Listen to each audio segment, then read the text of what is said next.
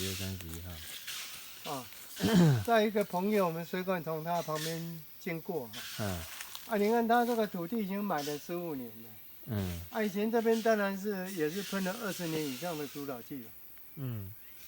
没有整理，我们当时很多年都一直给他整理，比如芒草比较少。但是可以看到这个树木有没有？大树木还是烂死掉，你近拍一点。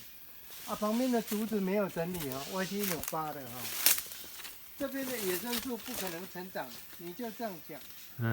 这边的野生树不可能成长，灯压下来不可能成长。你光拍这一片就知道了。上面不用拍了，就知道。这边我给他帮忙整理很多年了。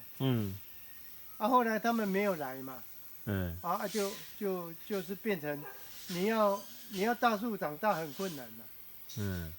你那个竹子，你跟往上拍，竹子都把它压住了。只能长枝啊那些了，或是有一些什么构树的。你看嘛，就是矮灌木了。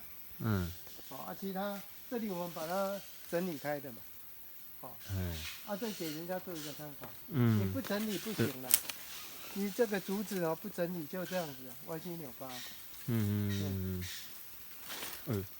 这边雨水沟我帮他做的。那雨水沟都没变形了，这边没变形了。但公家那边就变形了。公家那个没有办法，那我们照顾不到啊。还有一件是别人私人的土地啊。好。OK。